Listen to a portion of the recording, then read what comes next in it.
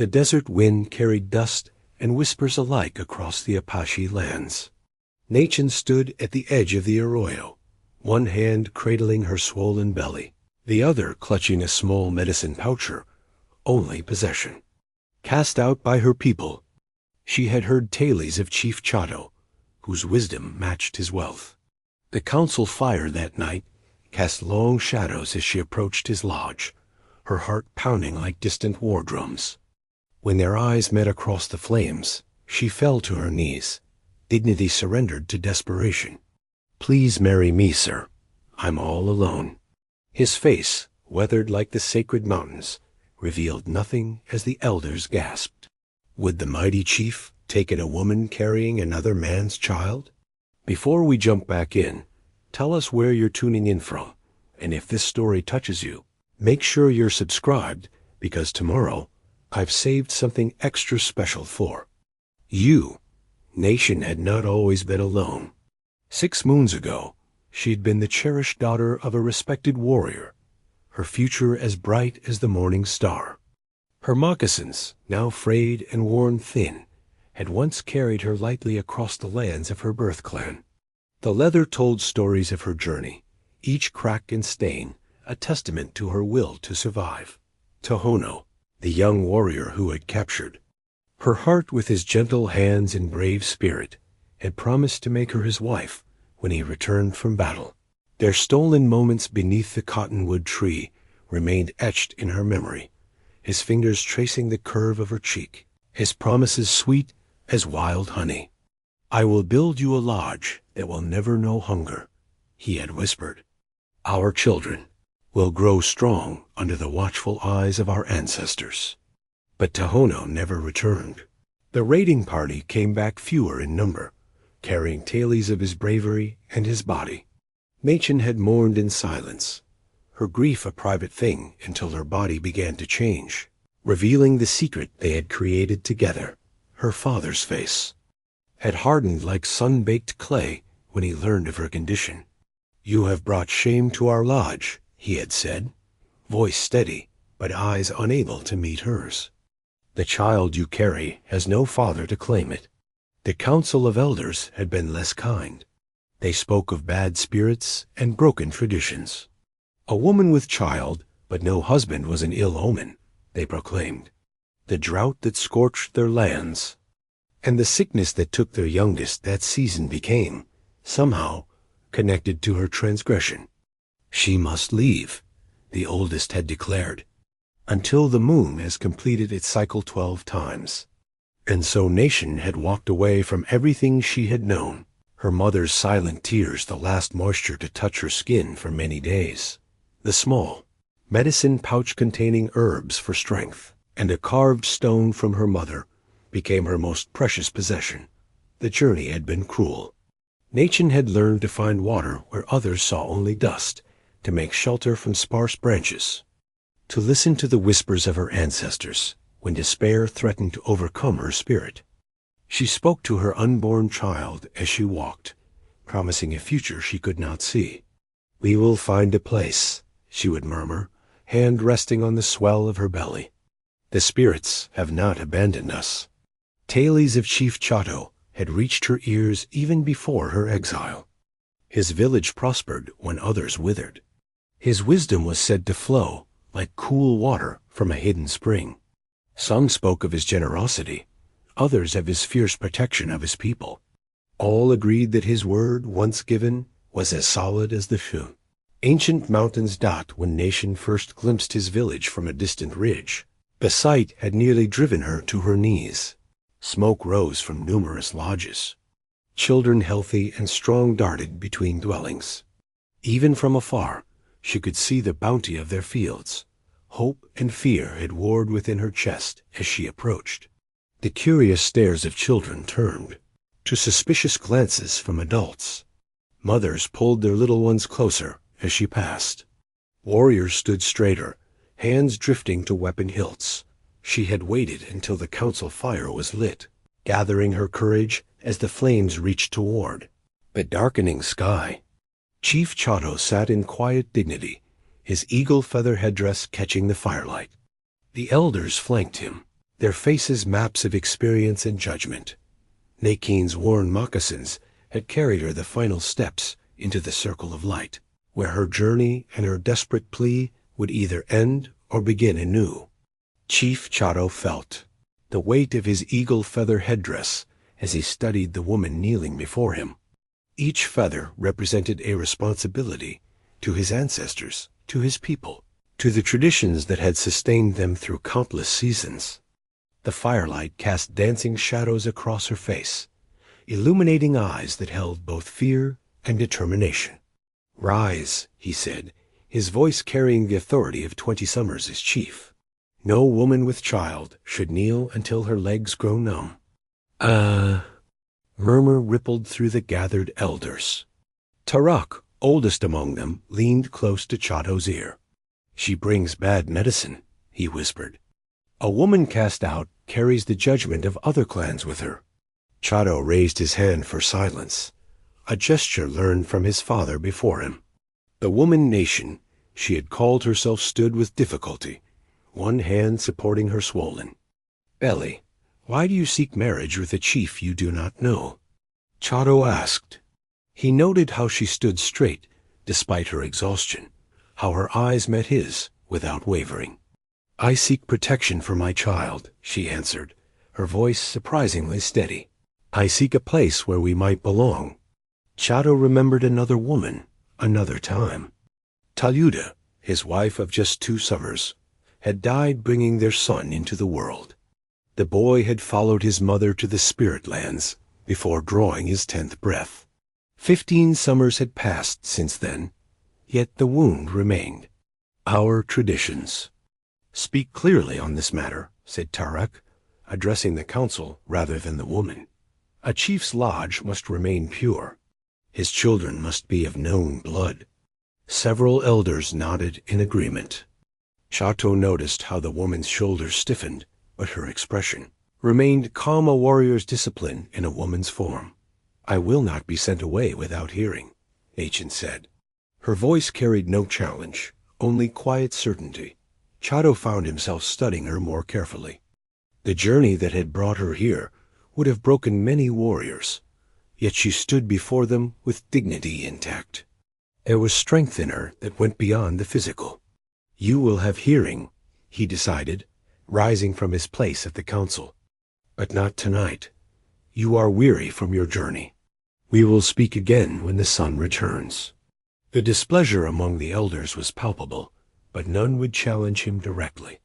As Chato turned to leave the council fire, Nita, the medicine woman, stepped from the shadows where she had been observing.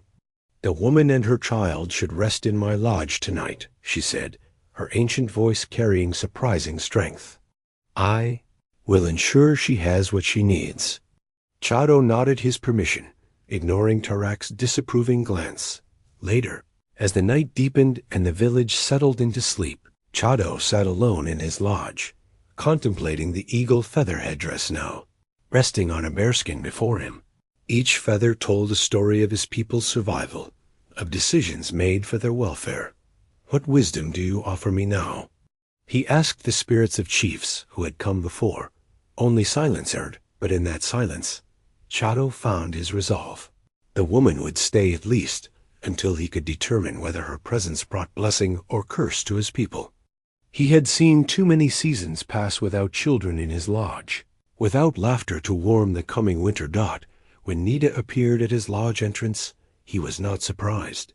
The old medicine woman had always sensed when his thoughts were troubled. "I have seen things in the smoke," she said without preamble. "The woman carries more than just a child in her womb." "What does she carry?" Chato asked. Nita's weathered face creased in a knowing smile. "Perhaps the answer to prayers you have not spoken aloud." She turned to leave but paused. "The council will not welcome your decision." "The council does not wear this," Chato replied, gesturing to the headdress. "I will bear their displeasure as I have borne other burdens." As Nita disappeared into the night, Chato reached a decision. The woman would stay, but she would have to earn her place. His people would accept nothing less. Dawn painted the eastern sky with gentle fingers of light as Naicheen emerged from Nita's lodge. The medicine woman had been kind, offering not only shelter, but also herbs to ease the aches of pregnancy and journey. Now, a new day brought new uncertainties. A young woman approached, her face carefully neutral. In her hands, she carried a clay water jar, its surface decorated with traditional patterns of rain and growth. "Chief Chato says you are to fetch water each morning," she said, extending the jar, "and to help with the grinding of corn." Naicheen accepted the vessel, recognizing it for what it was, both task and test. "Thank you. I am grateful for work." The woman hesitated, glancing around to ensure they weren't overheard. "I am Kiona. My mother was also from another clan." She offered nothing more before hurrying away. Naicheen held the water jar carefully.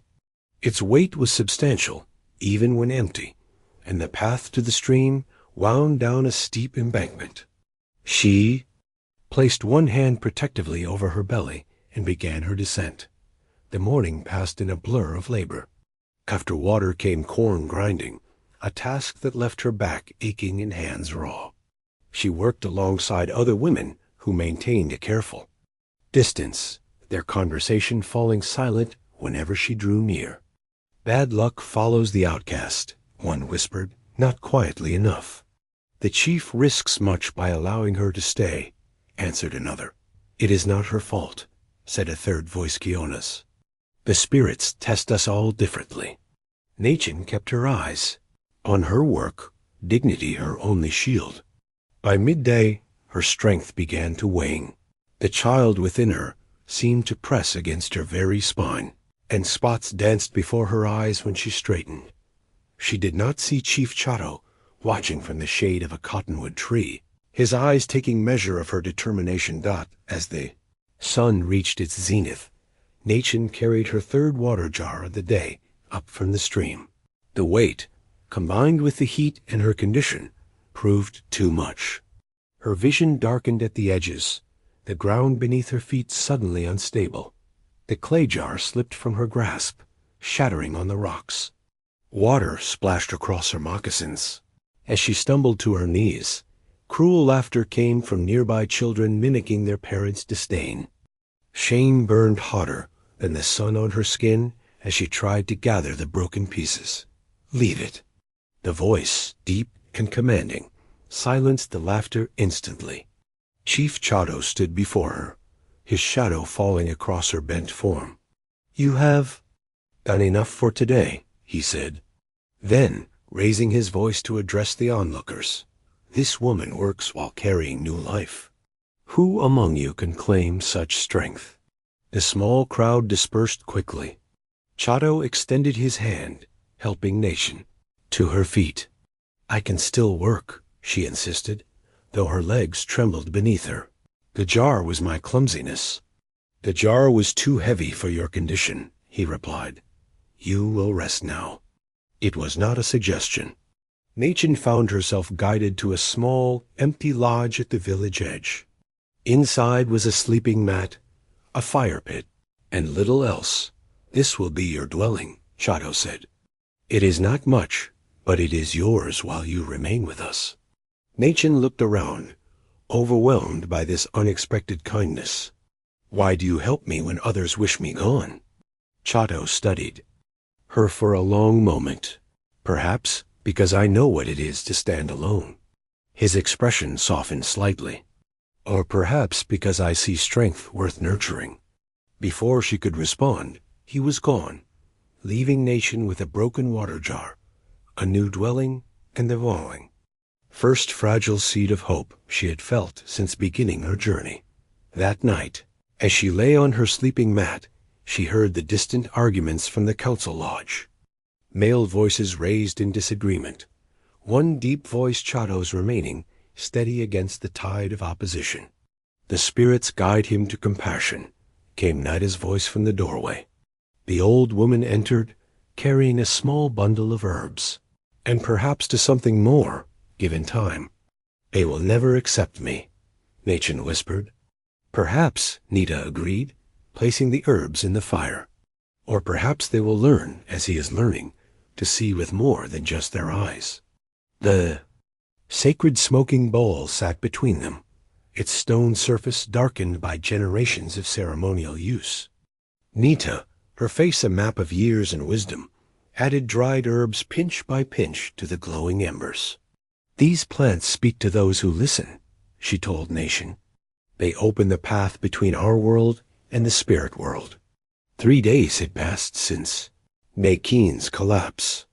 Each morning, Nita had appeared at her lodge with the same invitation to join her gathering herbs in the hills surrounding the village. Today marked the first time the old medicine woman had invited her to participate in something more sacred. "I am not worthy of such teaching," Naicheen said, watching the smoke rise in delicate spirals. Nita's laugh was like dry leaves rustling. "Worthiness is not for you to decide. The spirits choose their own vessels." She gestured to Naicheen's swollen belly. "They have already chosen you for one great task." The smoke thickened, filling the small space of Nita's lodge with fragrant clouds. Naicheen felt lightheaded, her senses sharpening and dulling simultaneously. "Breathe deeply," Nita instructed. "Listen with more than your ears." Naicheen obeyed, drawing the sacred smoke into her lungs. The child within her stirred, as if also touched by the ceremony. "The smoke shows me things," Nita murmured, her eyes half closed. "It shows me a child with feet in 2 worlds. A bridge between what was and what will be." The old woman's voice seemed to come from both very near and very far away. Naicheen felt herself drifting, carried on the smoke's currents. "Your child carries a destiny tied to this clan," Nita continued. "I see darkness and light struggling for dominance. I see Chato standing at a crossroads." "What must I do?" Naicheen whispered. "Learn our ways. Not just with your mind, but with your heart." Nita's weathered hand reached across the smoking bowl to rest briefly on Naicheen's. "You were not brought here by chance, child." When the ceremony ended, Naicheen felt changed, though she could not have explained precisely how. The world seemed more vivid, connections between things more visible. "Come," Nita said, rising with the fluid grace that belied her years. "Today I will teach you about the plants that heal wounds of the flesh." They walked together beyond the village boundaries, into hills dotted with yucca and scrub brush. Nita moved with purpose, occasionally stopping to harvest a leaf, a root, a flower. She named each plant in both her language and Naicheen's, explaining its properties and preparation. "This one stops bleeding," she said, showing Naicheen a small, unassuming plant with tiny white flowers. "This one draws poison from snake bites.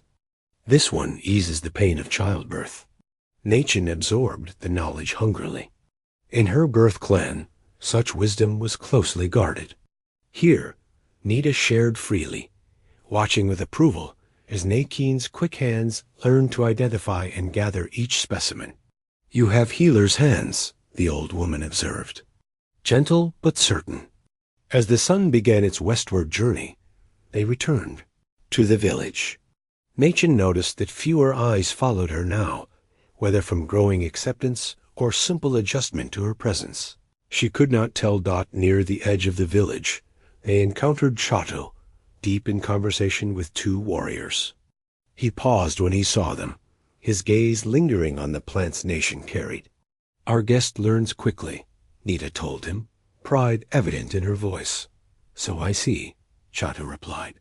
Something in his expression had softened since their first encounter. "The council asks about her. They wonder at my patience." "Tell them patience reveals what haste conceals," Nita answered cryptically. That evening, as Naicheen sorted her gathered plants by Nita's instruction, the old woman spoke of dreams. "Chato comes to me troubled by visions," she said. "He sees a great bird circling his lodge, neither landing nor leaving." "What does it mean?" Naicheen asked. Nita's smile held secrets. "It means his heart prepares for change, though his mind does not yet know it." She picked up a bundle of sage. Like this plant that must burn to release its medicine, sometimes we must experience transformation through fire. Naicheen thought of the flames that had consumed her old life, wondering if they might indeed be forging something new from the ashes.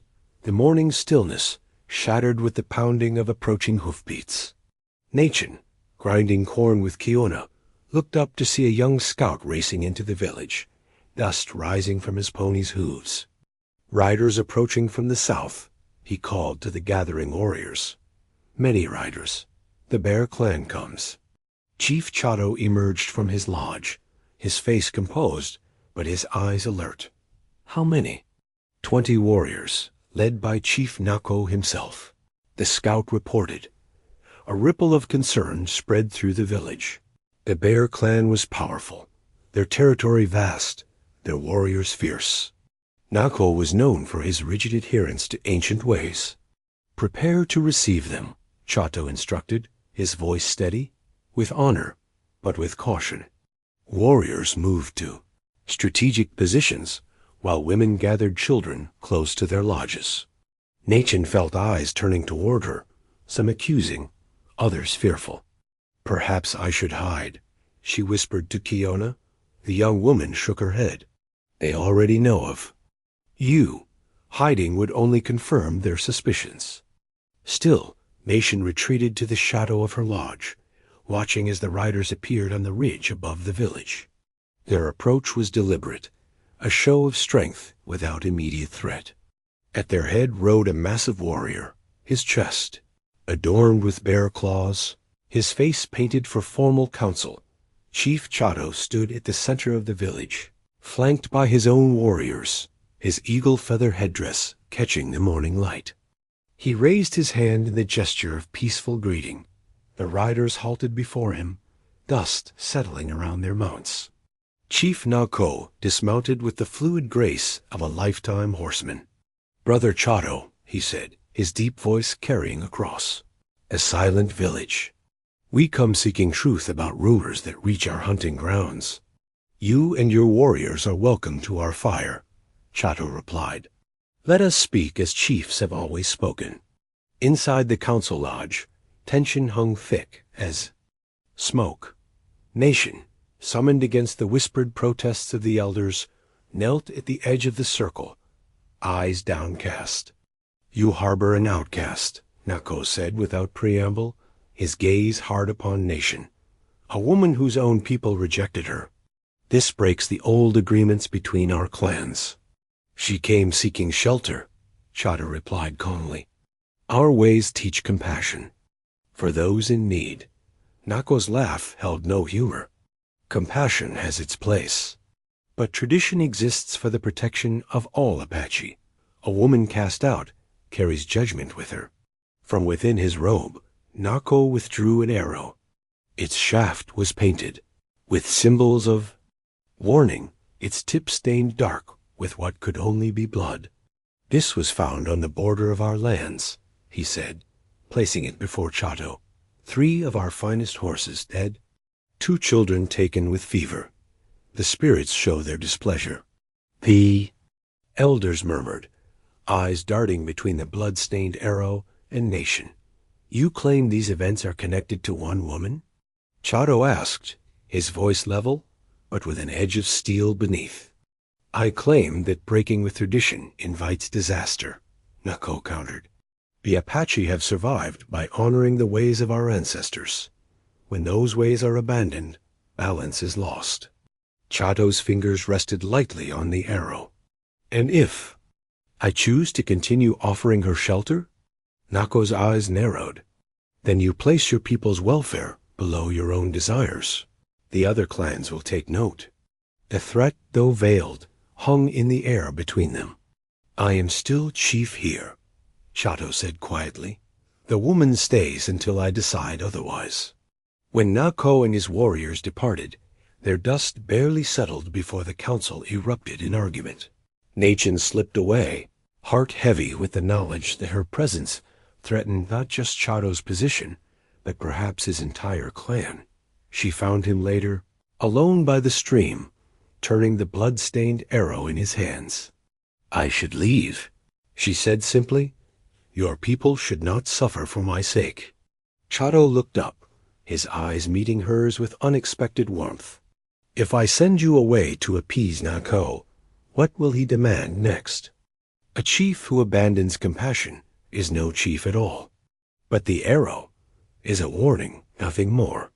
He broke the shaft in two, tossing the pieces into the flowing water. Nako forgets that strength comes in many forms. Watching the current carry away the broken arrow, Naicheen wondered if its warning would prove as easy to dismiss. The teaching lodge stood apart from the other dwellings, nestled against a rocky outcropping that sheltered it from the western winds. Unlike the other lodges in the village, this one belonged to Chato, alone a place of reflection and instruction reserved for his most trusted advisors. "Enter," he called when Naicheen hesitantly approached the entrance. Inside, the space was larger than it appeared from without. A small fire burned in the center pit, its smoke rising through the opening above. Around the walls hung items of significance, weapons, ceremonial objects, painted hides recording tribal history. Chato sat cross-legged on a woven mat, gesturing for her to join him. Between them lay dried corn husks and twine. "Neda says you learn quickly," he said, his voice softer than she had heard before. "Show me." Naicheen settled carefully across from him, adjusting for her growing belly. "What would you have me learn?" "First, this." He picked up the corn husks, his large hands surprisingly deft as he demonstrated folding and binding them. Every Apache child should have a doll to hold. Naicheen watched intently as a small figure took shape beneath his fingers. When he passed, her corn husks to try herself, their hands brushed briefly, the contact sending an unexpected warmth through her fingers. Her first attempt was clumsy, but Chato nodded encouragement. "Again, your child will want one made by its mother's hands."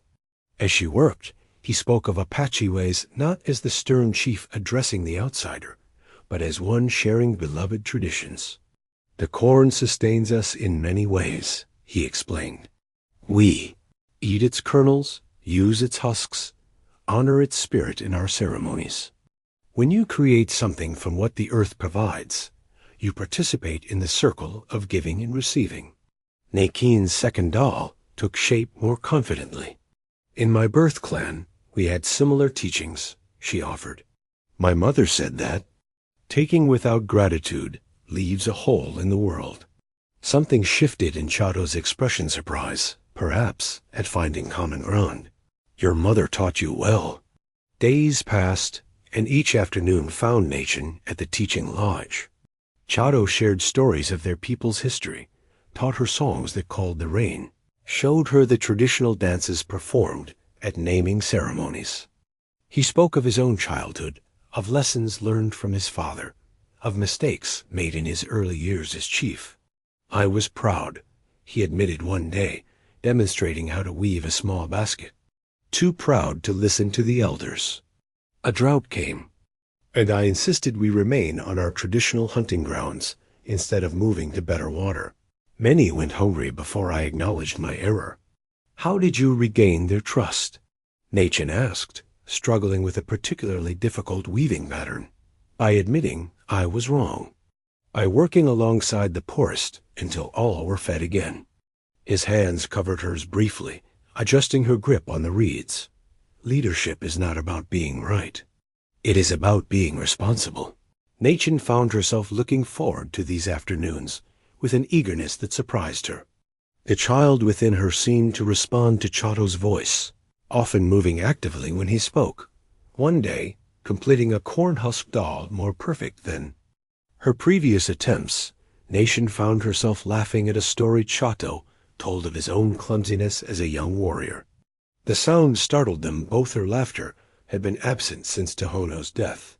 "It is good to hear joy in this lodge again," Chato said quietly. The moment hung between them, fragile and significant. Naicheen looked down at the doll in her hands. "Thank you," she said simply, "for teaching me, for allowing me to stay." "You learn because you choose to learn," he replied. "You stay because I choose to have you stay." Their eyes met across the small fire, and something unspoken passed between them, a recognition of change occurring within them both. Outside the teaching lodge, the village had begun to notice these daily meetings. Some watched with disapproval, others with speculation. Nita observed with knowing eyes, but kept her own counsel. "The chief spends many hours teaching the outsider," one elder remarked to another, as Naicheen emerged from the lodge one evening, a completed corn-husk doll held carefully in her hands. "Perhaps," replied Nita, appearing silently beside them, "it is she who teaches him." The afternoon sun cast long shadows across the teaching lodge, as Naicheen demonstrated a basket-weaving technique from her birth clan. Her fingers, now confident with the materials, moved deftly despite her advanced pregnancy. "The pattern strengthens the edges," she explained to Chato, who watched with interest. "My grandmother said a good basket, like a good life, is strongest at the points that bear the most weight." Chato nodded, reaching to examine her work. "Your grandmother was wise." "Our elders speak similarly of—" He stopped mid-sentence as Naicheen suddenly gasped, her hand flying to her belly. "What is it?" Alarm edged his voice. "Are you unwell?" Naicheen's expression transformed from surprise to wonder. "No," she whispered. "The baby. It moves differently today, stronger." Without thinking, she reached for his hand. "Here, feel." The moment his palm touched the curve of her belly, the child within kicked forcefully, as if responding to his presence. Chato's eyes widened, his typically composed features softening with astonishment. "The child has strength," he said softly, his hand remaining where she had placed it, like its mother. They stayed frozen in that position, connected by the movement of new life between them. Something shifted in that moment, a boundary crossed. A distance narrowed. Chato withdrew his hand slowly, his eyes never leaving hers. "I must show you something," he said, rising to his feet.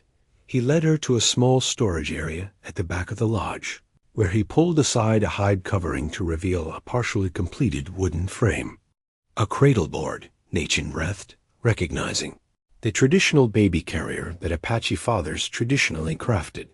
"I began it 3 nights ago," Chato admitted, running his fingers along the smooth cedar wood. "The dream came to me strongly that I should prepare for the child's arrival." The significance of this act was not lost on Naicheen. A cradle board built by a chief's hands, for a child not of his blood, was a statement that transcended words. "May I?" she asked, reaching toward it. He nodded, watching as she examined his craftsmanship. The wood had been carefully selected, the joining points precisely notched. Though unfinished, it already showed the skill of experienced hands. "It will have a shade hood," he explained, pointing to the upper portion. "And here, protection against evil spirits. When complete, it will carry the child safely through its first seasons of life." Naicheen's throat tightened with emotion. "In my birth clan, no man offered to build this for my child." "Then your birth clan failed to recognize what stood before them," Chato replied simply. That evening, as Naicheen returned to her lodge, she noticed the glances and whispers that followed her. Word of the chief's project had spread quickly through the small village. Kiona appeared at her doorway after sundown, bringing a small offering of dried berries. "They say the chief builds a cradle board with his own hands," she said without preamble. Naicheen nodded, unable to hide the faint smile. That touched her lips. "Then he has made his choice," Kiona continued, "even before the council has spoken." "What choice?" Naicheen asked, though something in her heart already knew the answer. To claim the child as his own. Kiona's expression was serious, but not unkind. "This changes everything, Naicheen. For better or worse, the chief has shown where his heart lies." After Kiona left, Naicheen sat long into the night, her hands resting on her belly, feeling the occasional movements of the life within. A child seemed more active now, as if sensing the shifting circumstances of their world. "Your path changes," she whispered to her unborn child. "As does mine." Across the village, in his own lodge, Chato worked by firelight, his hands steadily shaping the cradle board that would hold Naicheen's child, a child he had begun in the secret chambers of his heart to think of as theirs. The council fire burned high, sparks rising like fireflies into the night sky. Every member of the tribe had gathered, forming a circle around the central flames. At one side sat the council of elders, their weathered faces solemn in the flickering light. At their center, Elder Tarek held the ceremonial council staff, a length of hardwood adorned with eagle feathers and sacred symbols, passed down through generations of tribal leaders. "We gather tonight," Tarek announced, his voice carrying the authority of 8 decades of life, "to address matters that concern the future of our people." Chato sat opposite the elders, his posture straight, his face impassive despite the challenge he knew was coming. Tarek raised the staff, signaling his right to speak without interruption. "For many seasons, I have served this council. I have seen chiefs rise and fall. I have witnessed decisions both wise and foolish." His eyes fixed on Chato. "Today, I must speak against a path that threatens our traditions." A murmur rippled through the gathered tribe. "Chief Chato has allowed an outcast woman to dwell among us. He has shared sacred teachings with her. Now he crafts a cradle board for her child, a child not of his blood, not of our clan." Tarak's voice hardened. "This defies the laws of our ancestors." He struck the ground with the staff for emphasis. "The blood of the chief must remain pure, his lineage unclouded. How can he lead us if his judgment is compromised by personal desire?" Several elders nodded in agreement. Others looked uncomfortable but remained silent. Tarek continued, "I challenge Chief Chato's decision and demand that the woman be sent away, as our traditions require." The staff passed to another elder, who spoke in support of Tarak's position. Then another. The momentum built against Naicheen's presence, each speaker adding weight to the argument for tradition. When the staff returned to Tarek, he raised it high. "Let the chief defend his actions before his people." Chato rose slowly, his expression unchanged. Before he could take the staff, however, a voice called from the edge of the circle. "I ask to speak." Heads turned to see Naicheen standing tall, despite her pregnancy, her face composed but determined. "This is not proper," Tarek protested. "She has no standing in our council." "She is the subject of your challenge," Chato replied evenly. "Justice demands she be heard." A long moment of tension passed before Tarek reluctantly nodded. The staff was passed to Naicheen, who stepped into the circle with quiet dignity. "I come before you not as an equal," she began, her voice steady despite the many eyes upon her, "but as one who seeks to understand and honor your ways." She held the staff carefully, respecting its significance. "Elder Tarek speaks truly of tradition. In my birth clan, such traditions were also sacred." Her eyes moved around the circle, meeting the gaze of those who would look at her.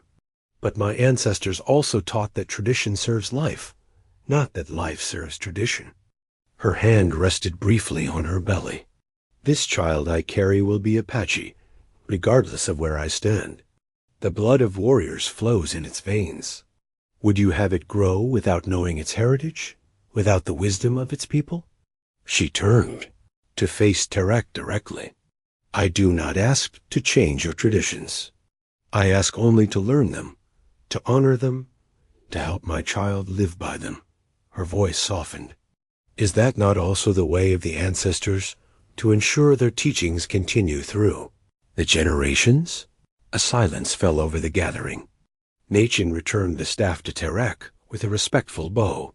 The old man's expression remained stern, but something in his eyes had shifted. "The woman speaks well," observed another elder, Makia, whose opinion carried weight equal to Tarak's. But words are easily crafted. Actions reveal truth. Makia rose slowly, his ancient frame still commanding respect. I propose a test, the trial of belonging. If she passes, she may stay until the child is born. If she fails, she must leave. Our lands immediately. Tarak nodded grudgingly. The trial is fair. All eyes turned to Chato, whose face revealed nothing of the concern in his heart. When? He asked simply. 3 days hence, Maki replied. At the sacred circle of stones. As the council dispersed, Naicheen found herself surrounded by whispers. The trial of belonging was rarely offered to outsiders, and never to a woman in her condition. Chato approached her, his voice low. You should not have spoken. Would silence have served me better? She asked. His eyes softened momentarily. No, but the trial will not be easy. Nothing worthwhile ever is, she replied, meeting his gaze without flinching.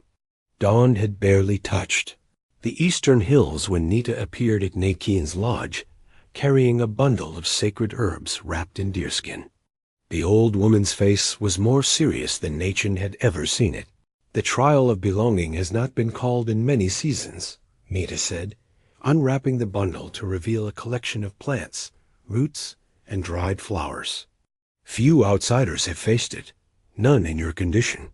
Naicheen sat cross-legged beside the medicine woman, watching as gnarled fingers sorted the herbs with practiced precision. What must I do to prepare? She asked. First, understand the 3 challenges you will face. Nita selected a sprig of sage, holding it up. Knowledge of our ways. You must identify these sacred plants and explain their uses to the council. She placed the sage in Naicheen's palm, closing her fingers around it. Breathe in its essence. Remember its purpose, to cleanse, to purify, to honor the spirits. One by one, Nita presented each herb, teaching Naicheen its name, appearance, and significance in Apache medicine and ceremony. Some were familiar from her birth clan, others entirely new. The second challenge tests endurance, Nita continued.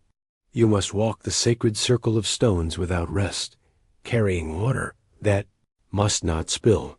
Naicheen's hand moved instinctively to her swollen belly. And the third? Vision. Nita's eyes seemed to look beyond the lodge walls. The spirits will present you with symbols.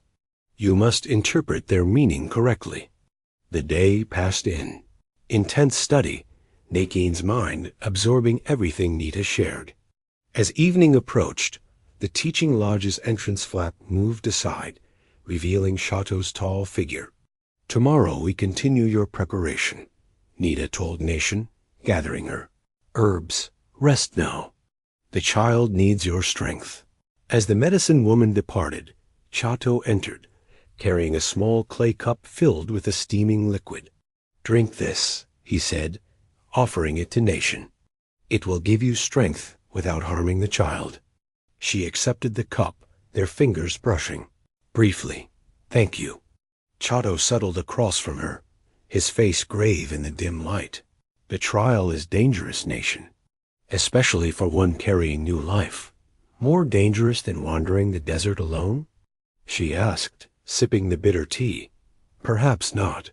A hint of a smile touched his lips before fading, but unnecessary. I could overrule the council. As chief, it is my right. Naicheen studied him over the rim of her cup. And then? Would your people respect a chief who dismisses their traditions? Would they accept me knowing I had not earned my place? Chato's silence acknowledged the truth of her words. I must do this, she said softly. Not just for myself or for my child, but for you. His eyes met hers, surprise evident in their depths. For me? Your position as chief is threatened because of me. I would not be the cause of your downfall. My position is not what concerns me, he replied, his voice low and intense. Your safety and the child's, that is what weighs on my heart. The admission hung between them, more significant than either dared acknowledge. The following day brought Chato's instruction on the endurance challenge. At the stream's edge, he demonstrated the proper way to carry the ceremonial water vessel, a small clay pot with no handles. Balance is key, he explained, not just of the body, but of the spirit. The water represents life itself, precious, fluid, sustaining. Naicheen practiced with empty vessels first, then with partially filled ones. Her advanced pregnancy made balance difficult, but she adapted, finding new ways to move that accommodated her changed body. By the third day, tension in the village had reached a palpable level. Everyone sensed the significance of the coming trial. Some whispered that Elder Tarek had made the challenges especially difficult, hoping to see the outsider fail. That evening, as sunset painted the western sky in brilliant hues, Chato found Naicheen at the edge of the village, watching the fading light. "Are you ready?" he asked, standing beside her. "As ready as I can be," she replied. A moment of silence passed between them, comfortable yet charged with unspoken feelings. "Naicheen," Chato began, his voice uncharacteristically hesitant. "Whatever happens tomorrow—" "I know," she interrupted gently. "Whatever happens, I am grateful for what you have given me. A chance, respect, teaching." Their eyes met, and for a breath, the world around them seemed to fall away. "The sun sets," she said finally. "I should rest before tomorrow's trial." Chato nodded, but as she turned to leave, his hand caught hers briefly. "The spirits will see your courage," he said. "As I do." First light revealed the entire tribe gathered at the sacred circle of stones, an ancient formation on a mesa overlooking the village. Elders sat on one side, warriors on another, women and children completing the human circle around the stone one. Naicheen emerged from Nita's lodge, her face marked with white clay in traditional patterns, symbols of purification and rebirth. The medicine woman had applied them before dawn, murmuring prayers as her fingers traced the sacred designs. "The white clay speaks to the spirits," Nita had explained. "It tells them you come with a pure heart, seeking acceptance." Now, as Naicheen approached the gathering, the crowd parted silently. Chato stood at the circle's entrance, his expression neutral, but his eyes following her every step. Beside him, Elder Tarek held the council staff, his aged face set with determination. "The outsider comes to face the trial of belonging," Tarek announced, striking the earth once with the staff. "Let all witness whether she is worthy of our tribe." Naicheen stepped forward, her head high despite the weight of the child within her and the many eyes upon her. "I am ready," she said, her voice clear in the morning stillness. Tarek gestured to a blanket spread with various plants and roots. "First, the test of knowledge. Identify these sacred plants and speak of their purpose." Naicheen knelt before the blanket, grateful for Nita's thorough teaching. One by one, she named each plant, explaining its uses in medicine, ceremony, and daily life. When she reached a particularly rare root, she hesitated only briefly before recalling its properties. "This strengthens the heart during childbirth," she said. "It is taken as tea when the moon is full." A murmur of approval rippled through the gathering. Even Tarek's stern expression flickered with reluctant acknowledgement. "The first test is passed," he declared. "Now, the test of endurance." At his signal, 2 young women brought forward a ceremonial water vessel, filling it to the brim from a sacred spring that bubbled near the stone circle. "You must carry this around the sacred stone 7 times without spilling a drop," Tarek instructed. "If you fail, your journey with our tribe ends." Naicheen accepted the vessel, feeling its weight in her hands. The water surface trembled, slightly, reflecting the morning sky. Taking a deep breath, she began her circuit of the stones. The first circle completed without difficulty, though she felt the strain in her lower back. The second brought the first pangs of discomfort as her body, already burdened with child, protested the awkward balance required by the Fourth Circuit. Sweat beaded on her forehead, disturbing the white clay markings. Her steps had slowed, each movement carefully measured to keep the precious water from spilling. As she began the Sixth Circuit, a sharp pain lanced through her abdomen. Naicheen faltered, the vessel tilting dangerously. A collective gasp rose from the onlookers. Through sheer will, she steadied her hands, but not before a single drop escaped, falling to the dusty earth. Elder Tarek stepped forward, mouth opening to declare her failure. "Wait," interrupted Elder Makia, rising slowly to his feet. "Look where the drop has fallen." All eyes turned to where the water had darkened the dust directly on a small, nearly invisible sprout pushing through the dry soil. "The water brings life," Makia said. "As does she." He pointed to Naicheen's swollen belly. "The spirits have spoken through this sign." Reluctantly, Tarek nodded. "Continue." Somehow, Naicheen found the strength to complete the Seventh Circuit, placing the vessel down with hands that trembled from exhaustion. "The second test is passed," Makia announced, before Tarek could object. "Now, the final challenge," Tarek said, his voice tight with displeasure. "The test of vision." Nida stepped forward, carrying the sacred smoking bowl. The herbs within it were already smoldering, releasing a thin column of fragrant smoke. "Breathe deeply," the medicine woman instructed Naicheen. "Let the smoke carry your spirit to the ancestors. They will show you signs that you must interpret." Naicheen inhaled the sacred smoke, feeling lightheaded almost immediately. The world around her seemed to blur at the edges, the faces of the tribe fading into the background. Before her appeared a series of symbols: an eagle in flight, a broken arrow, a cradle empty then filled, a river changing course. With clarity that surprised even herself, Naicheen interpreted each vision, speaking of change, of new beginnings, of strength found in unexpected places. When she finished, silence hung over the gathering. Even Tarek seemed unable to find fault with her interpretations. "The third test is passed," Elder Makia declared finally. "The trial of belonging is complete." The council conferred briefly before Tarek struck the earth 3 times with the staff. "Until the child is born," he announced, "she may remain." The tribe dispersed slowly, some nodding approval toward Naicheen, others still uncertain. Chato approached her last, pride evident in his eyes despite his reserved expression. "You have earned your place," he said simply. Not even Tarek can deny it now. Naicheen, exhausted but triumphant, managed to smile. "Not just my place," she replied, one hand resting on her belly. "Ours." 3 days after the trial, Naicheen still felt the effects in her body. The exertion had taken a toll, leaving her more tired than she cared to admit.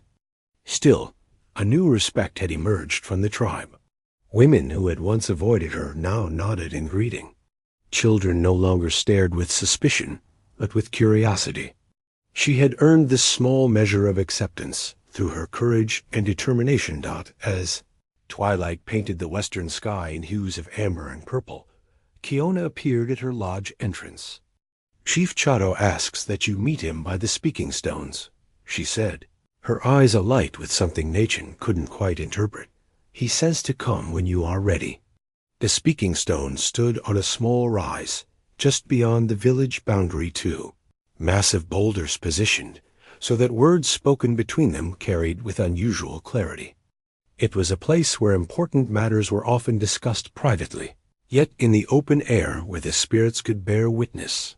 Naicheen wrapped a light blanket around her shoulders against the evening chill and made her way slowly up the gentle slope. Chato was already there, silhouetted against the darkening sky. Beside him on one of the stones lay a folded ceremonial blanket, its intricate patterns visible even in the fading light. He turned as she approached, and something in his expression made her heart quicken. Gone was the stern chief, the careful teacher. In his place stood simply a man, his eyes holding an emotion she had glimpsed only in fleeting moments before. "You have recovered from the trial?"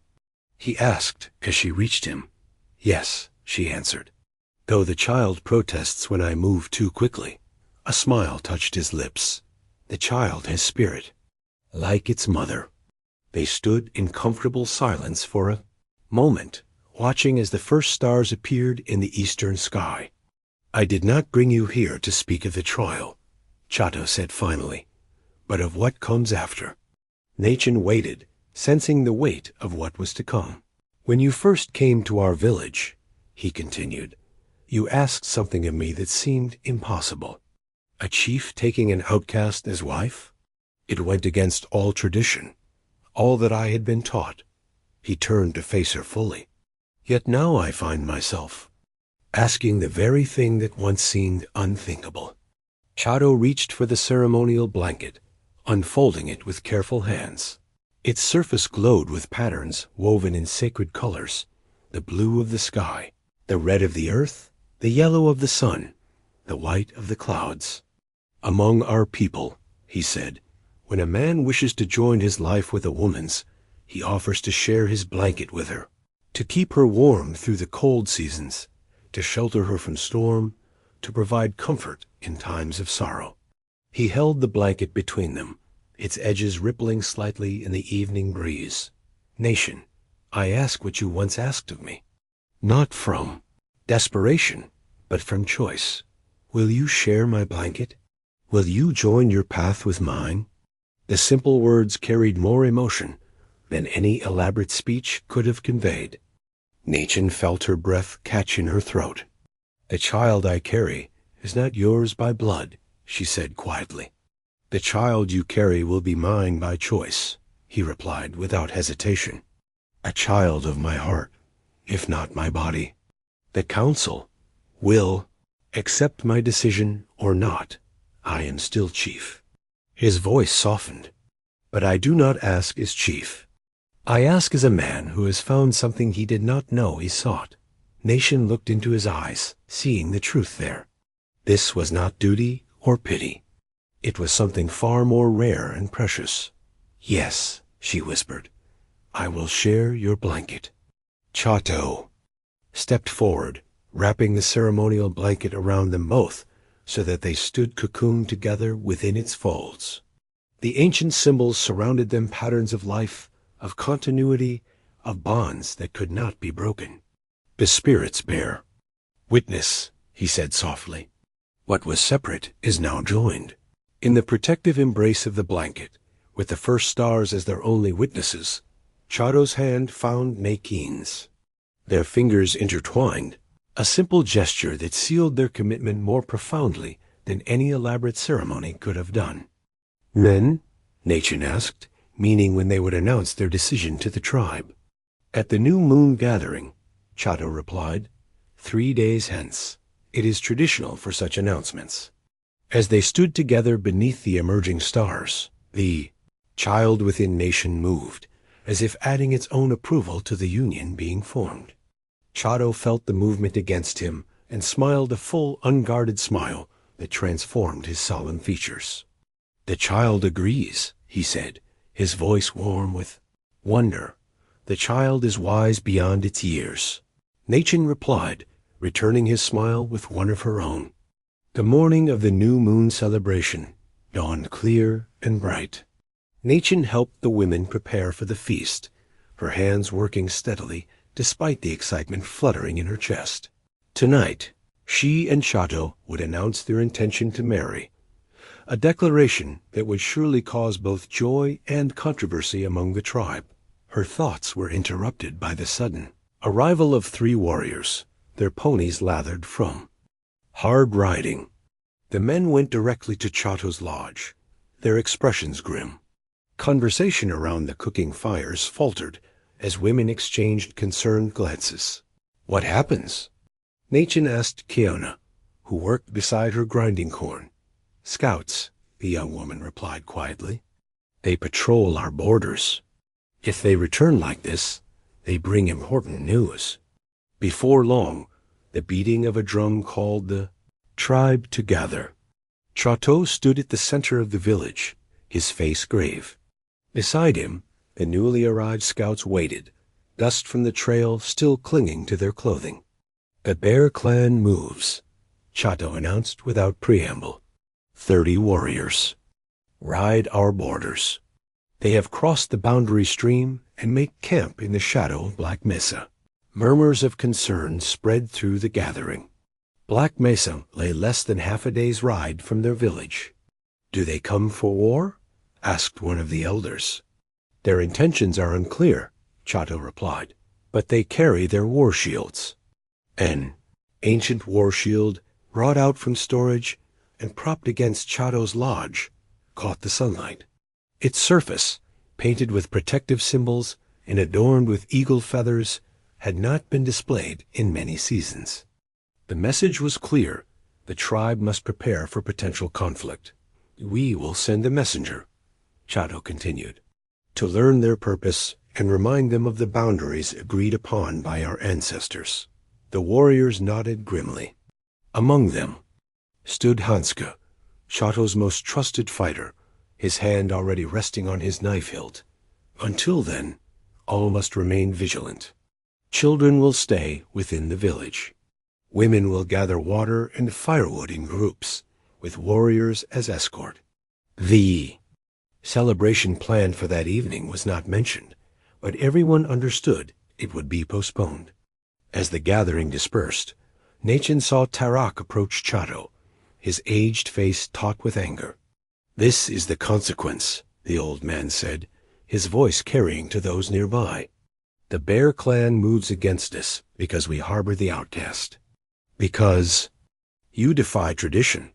Chato's expression remained impassive. "The Bear Clan has coveted our hunting grounds for many seasons. Do not blame the woman for Nako's ambition." "She brings bad medicine," Tarak insisted. "First drought, now war." Others gathered around, some nodding agreement with Tarak, others looking uncertain. "Enough," Chato said, his voice quiet but commanding. "We prepare for what comes. Division weakens us."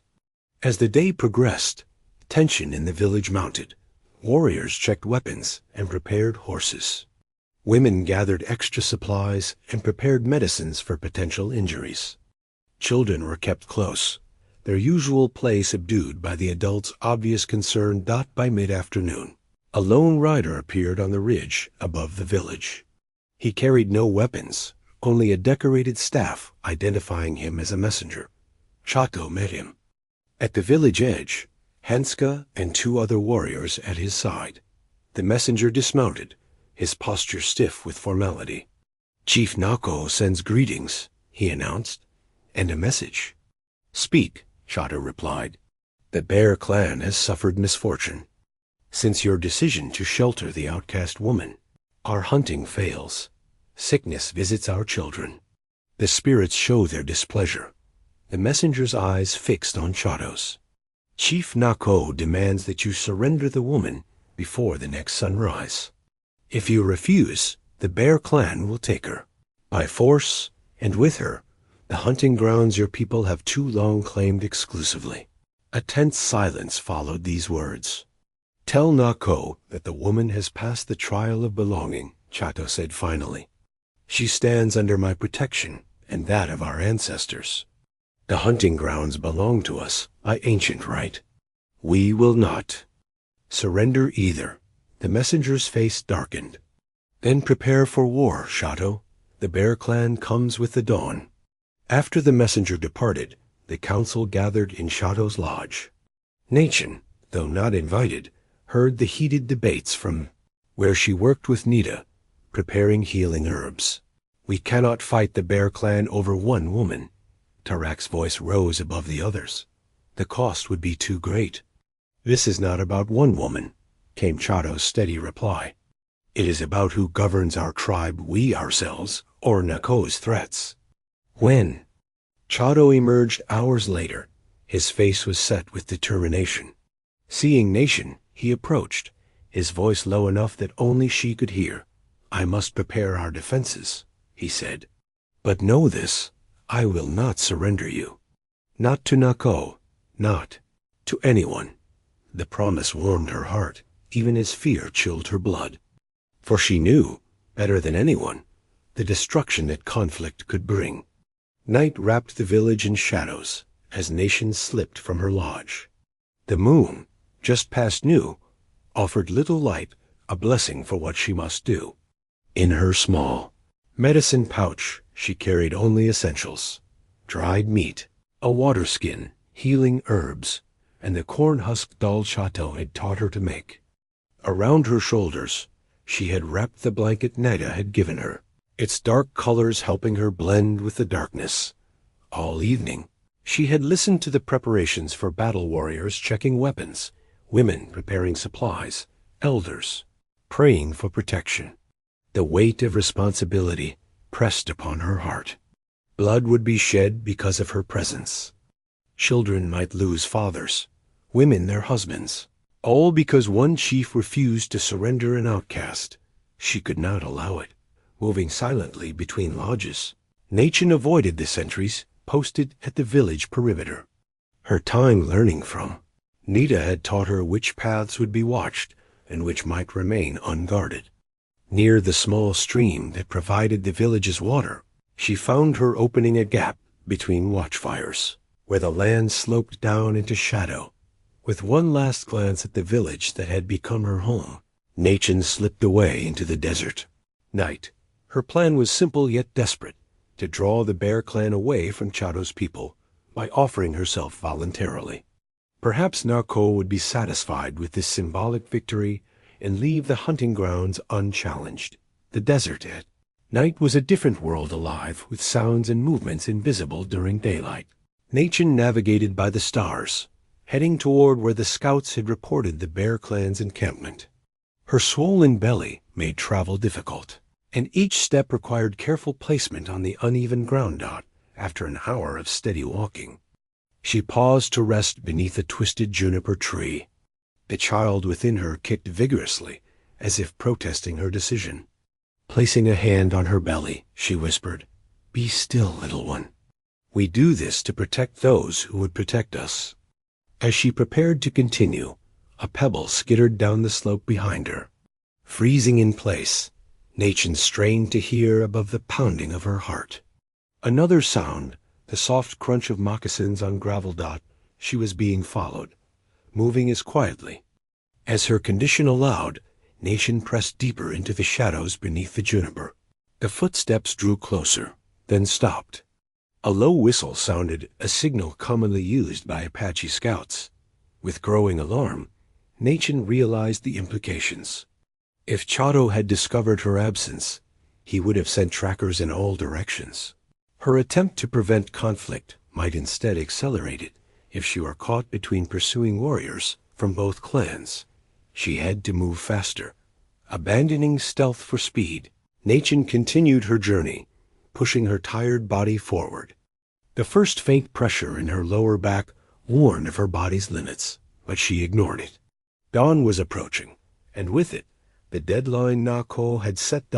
As the eastern sky began to lighten, Naicheen spotted movement on a ridge to her right. Riders, silhouetted against the pre-dawn glow. The Bear Clan warriors were already on the move, likely heading toward Chato's village. Changing direction, she tried to intercept their path, but the rough terrain slowed her progress.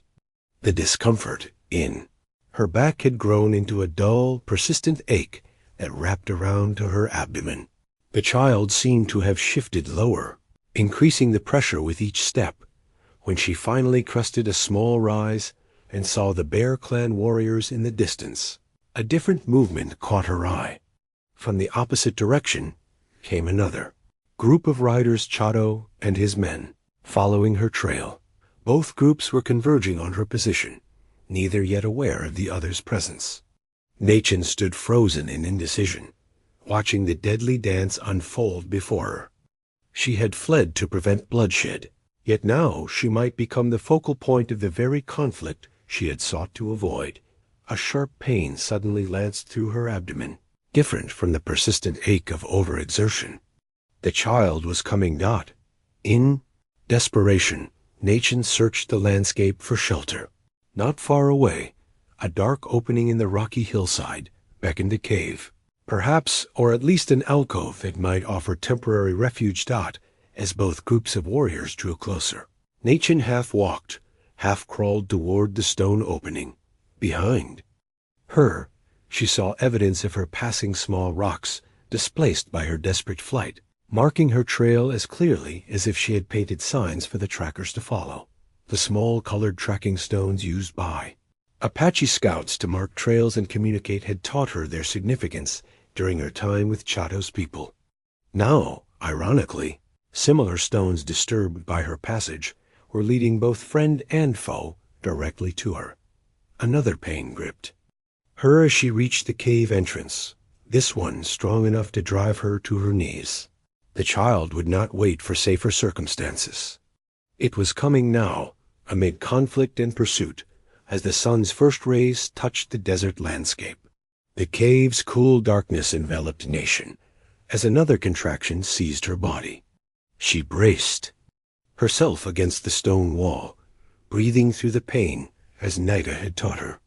When it passed, she ventured deeper into the shelter, her eyes gradually adjusting to the dim light filtering from the entrance. What she had thought was merely a shallow alcove revealed itself as a deeper cave.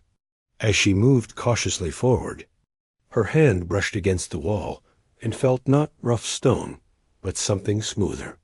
Squinting in the low light, Naicheen gasped. The cave walls were covered with paintings, ancient images rendered in red, black, and white pigments. Human figures danced across the stone surface. Animals, deer, bear, eagle intertwined with symbols of sun and moon. And there, near eye level, a series of images that made her breath catch. Women with swollen bellies, giving birth, surrounded by protective symbols. This was no ordinary cave.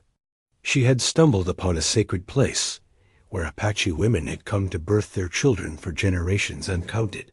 "The ancestors guide me," she whispered, a sense of awe momentarily overriding her fear.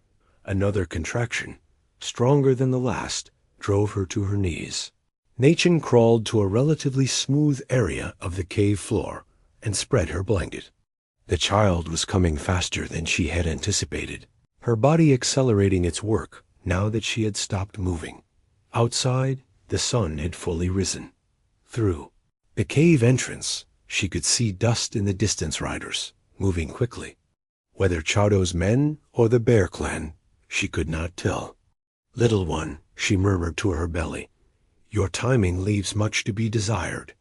She positioned herself as the women of her birth clan had taught, back braced against a smooth boulder, legs bent at the knees. The next contraction came swiftly, stealing her breath with its intensity.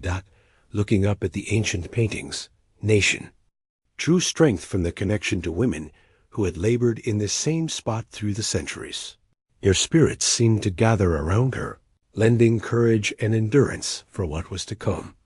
Miles away, Chato rode at the head of 6 warriors, following Naicheen's trail with grim determination. The morning light revealed what darkness had hidden, small signs of her passage clear to experienced eyes. "She moves with purpose," observed Hanska, studying a disturbed patch of earth. "Not like one who flees in fear." "She goes to Nako," Chato replied, his voice tight with controlled emotion. "To surrender herself." The realization had come to him at first light, when the direction of her trail became clear. Naicheen was sacrificing herself to protect his people, to protect him. The knowledge burned in his chest like fire. "We ride faster," he commanded, spurring his horse forward.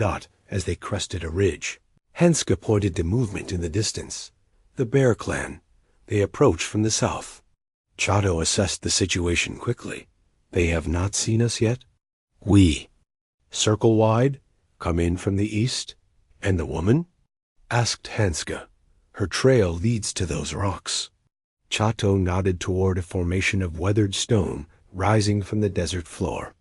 "We reach her first." He signaled his warriors to split into 2 groups. Hanska would lead 4 men to flank the Bear Clan. while Chato and one other would continue following Naicheen's trail. As they separated, Chato felt a strange sensation, not quite a sound, not quite a feeling, but a certainty that rose from someplace deeper than thought. Naicheen needed him. Now. In the cave, labor had progressed with startling speed. Naicheen's body, strong from months of walking and working, knew its purpose. Between contractions, she gathered her strength, focusing on the ancient paintings that surrounded her. One image in particular drew her attention, a woman giving birth while a protective spirit hovered nearby, its arms outstretched. The figure reminded her of Chato, though she knew that was her heart speaking, not her eyes. He will find another to share his blanket, she told herself through gritted teeth as another contraction built. One who brings no trouble to his people. Pain crested, driving all thought from her mind. As it receded, leaving her gasping, she heard sounds from outside hoofbeats, drawing closer. Time had run out. Either Chato or Nako would find her, but she could no longer flee. The child was coming, ready or not, into a world balanced on the edge of conflict. Naicheen braced herself against the stone as the most powerful contraction yet seized her body. Her cry echoed through the sacred cave, joining with the silent voices of generations of Apache mothers who had labored in this same earth womb, bringing new life into the world, even as death and danger circled outside. Chato dismounted at the base of the rocky outcropping, signaling his companion to secure the horses. The sound that had drawn him, a woman's cry of pain, left no doubt that Naicheen was near. Following instinct more than visible signs, he moved swiftly among the boulders until he found the cave entrance. "Naicheen," he called softly, pausing at the threshold. Her answer came as another cry, this one deeper and more primal. Chato entered without hesitation, ducking beneath the low overhang. As his eyes adjusted to the dimness, he saw her braced against a boulder, her face shining with sweat, her body curved around the life struggling to emerge. "Chato," she gasped between breaths, "you should not be here. Nako comes." "Let him come," Chato replied, kneeling beside her. "I am where I should be." Relief and fear warred in her expression. "The child. It comes now." Chato had assisted at births before all. Apache men learned this skill, as children sometimes arrived when the tribe was on the move, away from the women's birthing circles. Still, this was different. This was Naicheen. This was the child he had pledged to protect. "I am here," he said, taking her hand. "We will greet this child together." Another contraction seized her, more powerful than any before. Naicheen bore down with it, her entire being focused on the task her body demanded. As it peaked, she felt the unmistakable sensation of the child moving downward, preparing for its entry into the world. "It comes," she panted as the contraction eased. "The next one will bring the head." Chato positioned himself to assist, his strong hands gentle as they supported her. When the next wave of pain crashed over Naicheen, he encouraged her quietly, his voice a steady anchor in the storm of sensation. "Yes, like that. The child moves well. You are strong, Naicheen, the strongest woman I have known." With a cry that echoed from the ancient walls, Naicheen pushed as the contraction reached its height. The child's head emerged, slick with birth fluids, its tiny face turned sideways. "The head is born," Chato confirmed, his voice thick with emotion. "One more push will bring the shoulders." The final contraction built within her, gathering strength like a thunderstorm. As it crested, Naicheen summoned her remaining energy and bore down with all her might. The child slipped free in a rush of fluid and relief, its small body cradled in Chato's waiting hands. For one breathless moment, silence filled the cave. Then came the sound they both longed to hear, a lusty, indignant cry as new lungs filled. With their first breath, "A daughter," Chato announced, his voice filled with wonder. You have a daughter, Naicheen." He reached for the knife at his belt, an obsidian blade carried by Apache chiefs for generations. With reverence, he cut the cord that had connected mother and child, completing the separation that would allow the new life to begin its independent journey. Wrapping the infant in a corner of the blanket, he placed her in Naicheen's trembling arms. Together, they gazed at the tiny face eyes squeezed shut, mouth open in protest at the bright, cold world she had entered. "She is perfect," Naicheen whispered. Tears streaming down her cheeks. The moment of peace was shattered by a voice from the cave entrance. "So the outcast has whelped." Chief Chato stood silhouetted against the daylight, 2 warriors flanking him. His massive frame seemed to fill the opening. His face painted for war. Chato rose smoothly, positioning himself between Chato and Naicheen. His hand rested on his knife hilt, but he did not draw the weapon. "This cave is sacred ground, Chato," he said evenly. "No blood has ever been spilled within these walls. Will you be the first to defile it?" Chato's eyes narrowed as he took in the scene, the ancient paintings, the newborn child, the exhausted mother. "You risk war for this woman and her bastard," he said, his voice hard as the stone around them. "Your people will suffer for your weakness." "There is no weakness in compassion," Chato replied. "No shame in protecting those who cannot protect themselves. The true weakness lies in fearing what is different, in hating what you do not understand." He straightened to his full height, his voice gathering the authority of his position. "I am Chief Chato of the mountain Apache. This woman has passed our trial of belonging. This child was born on our sacred ground. Both stand under my protection and that of our ancestors." Chato took a step forward, his hand moving to the war club at his belt. "Your ancestors would turn away in disgust. You break with tradition. You weaken the bloodlines." Before either chief could speak again, the newborn let out a powerful cry. The sound echoed from the painted walls, startling both men. In the momentary silence that followed, Naicheen's voice rose clear and steady. "Let the child speak for herself, Chief Chato. Would you deny her even that?" Chato paused, his hand still on his war club. The infant's cry had momentarily broken the tension, but his eyes remained hard as flint as they fixed on Naicheen. "Show me the child," he demanded. Chato moved slightly, maintaining his protective stance. "Why?" "Show me," Chato repeated, his voice betraying an emotion neither Chato nor Naicheen could identify. After a moment's hesitation, Naicheen adjusted the blanket, turning the newborn so that her face was visible to the Bear Clan chief. The babies. Cries had subsided to whimpers, her tiny fists waving in the dim light of the cave. Chato stepped closer, his imposing figure looming over them. For a tense moment, no one spoke. Then, unexpectedly, the infant's eyes opened, dark, alert eyes that seemed to look directly at the warrior chief.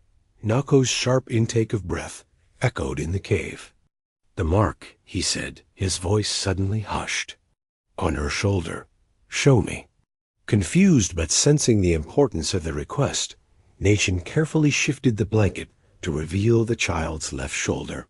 There, visible even in the cave's dim light, was a small birthmark shaped like a crescent moon.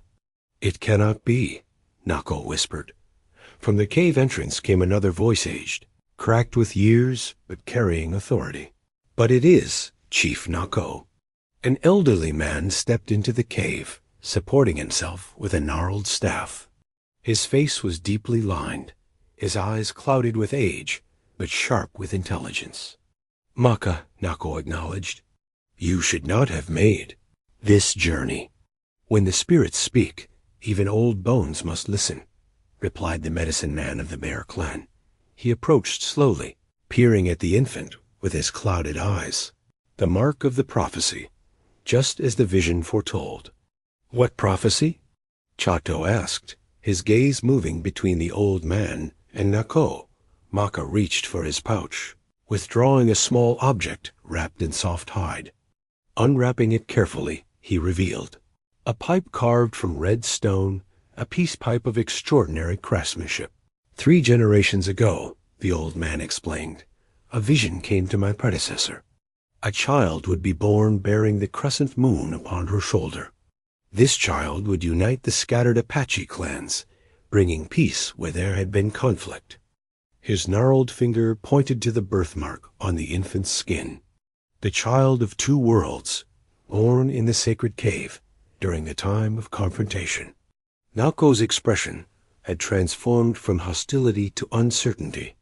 We believed the prophecy referred to a child of the Bear Clan, he admitted. When season after season passed with no such birth among our people, some began to doubt. The spirits choose their own vessels, Maka said, echoing the words Nita had spoken to Naicheen weeks before. They care nothing for our clan boundaries. The medicine man held out the peace pipe to Chato. This was crafted for the day the child of prophecy arrived. It is said that when the chiefs of the divided clans smoke from this pipe, a new era will begin. Chato accepted the pipe with appropriate reverence, though his eyes showed skepticism. A birthmark and an old prophecy, he said quietly. Is this enough to end generations of distrust? It is a beginning, Maka replied. The rest will depend on the wisdom of the chiefs who follow the sign. Nako stood silent, internal conflict evident in his rigid posture. Finally, he spoke. I came seeking war, he admitted. Yet I find myself faced with prophecy. The spirits have a strange sense of humor. He approached Naicheen slowly, his movements deliberate and unthreatening. Kneeling before her and the child, he studied the infant's face with new eyes. What will you name her? He asked, his voice softer than before. Niche, and looked to Chato, who nodded encouragement. Talisi, she answered. It means bearer of truth in the language of my birth clan. Talisi, Nako repeated. A fitting name for one who reveals truth before she can even speak. He rose to his full height, turning to face Chato. The child stays with you, as does the woman. The Bear Clan will not interfere. Chato held his gaze steadily. And the hunting grounds? A hint of the old fierceness returned to Nako's expression. We will discuss boundaries as equals. Perhaps there is wisdom in sharing what the Creator has provided. Outside the cave, warriors from both clans had gathered, weapons ready but unused. The sight of their chiefs emerging together, Chato supporting Naicheen with the newborn, Nako and Maka following, caused visible confusion. Nako raised his hand, signaling his warriors to stand down. Today we witnessed the fulfillment of prophecy, he announced. The child of the crescent moon has come. We return to our territory in peace. As the Bear Clan prepared to depart, Maka approached Naicheen one last time. His aged hand gently touched the infant's head in blessing. Protect her well, he told both Naicheen and Chato. Her journey has only begun. 4 days after Talisi's birth, when Naicheen had regained enough strength to walk the short distance from her lodge to the central gathering place, the village prepared for celebration. What had begun as a simple marriage ceremony had transformed into something greater, the joining of 2 lives, the welcoming of a child, and the commemoration of an unexpected peace. The morning dawned clear and cool, with light that painted the surrounding mountains gold. Women adorned the central area with juniper branches and wildflowers. Men prepared a feast pit where deer and rabbit would roast throughout the day. Children ran excitedly between lodges, carrying messages and small bundles of decorative items. In Nita's lodge, the medicine woman helped Naicheen dress for the ceremony. Her hair, washed with yucca root and combed until it shone, fell in a smooth curtain down her back. Her dress, crafted by the women of the village as a gesture of acceptance, was soft deerskin adorned with porcupine quills dyed in ceremonial colors. They have embraced you at last, Nita observed, adjusting the dress across Naicheen's shoulders. Even Tarek now speaks of you with respect. The prophecy changed many minds, Naicheen replied, looking down at Talisi, who slept peacefully in her new cradle board. The elaborate carrier, completed by Chato during their return journey, was a masterwork of craftsmanship, its wooden frame carved with protective symbols, its leather backing decorated with beadwork patterns telling the story of her unusual birth. The prophecy opened their eyes, Nita corrected gently. But it was your courage that won their hearts. Across the village in his own lodge, Chato prepared with the assistance of Hanska.